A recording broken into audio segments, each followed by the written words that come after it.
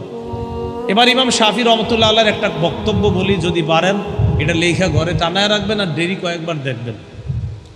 ইমাম শাফি রহমতুল্লাহ আলাইহি বলেন, আসাদুল আমালি সালাসা, পৃথিবীতে তিনটা আমল করা সবচেয়ে কঠিন।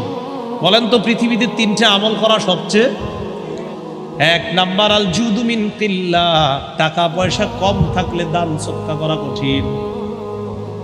পকেটে 5 টাকা আছে, ভিক্ষুক কয় স্যার 2টা টাকা দেন, কিছু খাই না।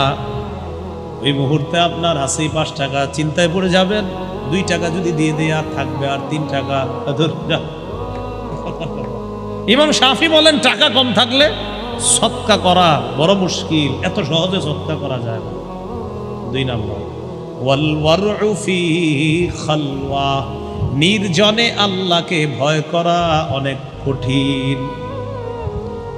এই জায়গায় আপনারা যারা আছেন, এখানে কেউ গুনাহ করে না, সবাই এমন একটা পরিবেশের মধ্যে আছি, কারো মধ্যে গুনাহের কোনো মানসিকতা এখানে নাই।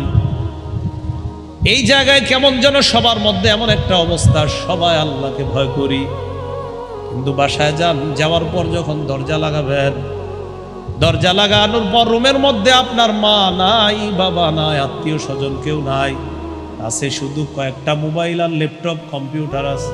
ইবলিস আইসা কয় নাটকটা দেখ, একটু দেখলে কিছু হয় না। ইমাম শাফি বলেন ওই মুহূর্তে আল্লাহরে ভয় করা বড় কঠিন। দরজার আড়ালে এমনি তো সবাই বলি আল্লাহ সুবহানাল্লাহ আলহামদুলিল্লাহ, শাফি বলেন দরজার আড়ালে কতটুকু আল্লাহরে ভয় পাও দেখো তো। 2 নাম্বার ওয়াল ওয়ারউ ফি খালওয়া, নির্জনে আল্লাহকে ভয় করা খুব কঠিন কাজ।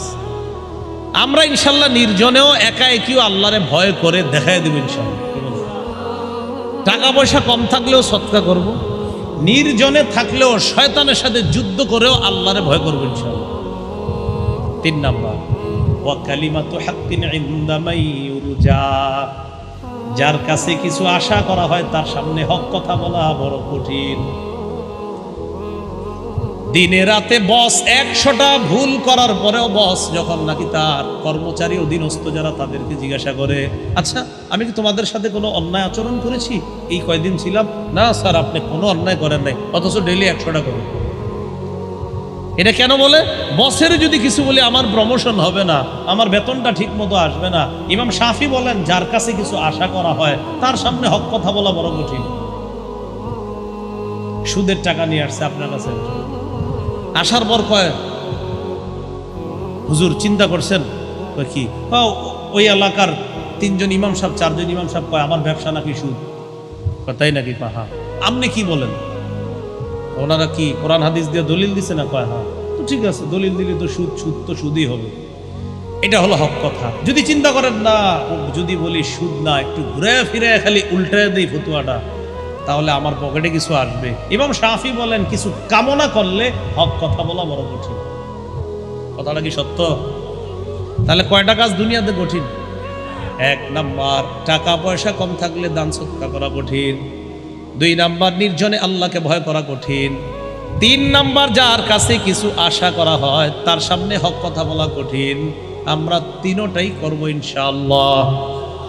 হক কথাও বলবো, আমরা দান সদকাও করব, নির্জনে একা যখন থাকবো তখনও আল্লাহকে ভয় করব। তাহলে গোপন ইবাদতে অভ্যস্ত হওয়ার উপায় অন্তরের ইবাদতে মনোযোগ দেওয়া। নির্জনে আল্লাহরে ভয় করাটাও অন্তরের একটা ইবাদত, কারণ সেখানে কেউ নাই। কলবে যদি তাকওয়া থাকে আল্লাহকে অবশ্যই ভয় করবে।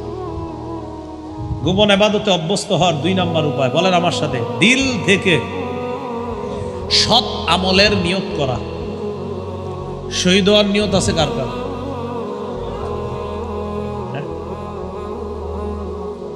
সবার নিয়ত আছে? তাহলে একটা হাদিস শোনানো যায়, যদি আসলে নিয়ত থাকে তাহলে শোনানো। সত্যি করে কোন নিয়ত আছে তাহলে শোনাই।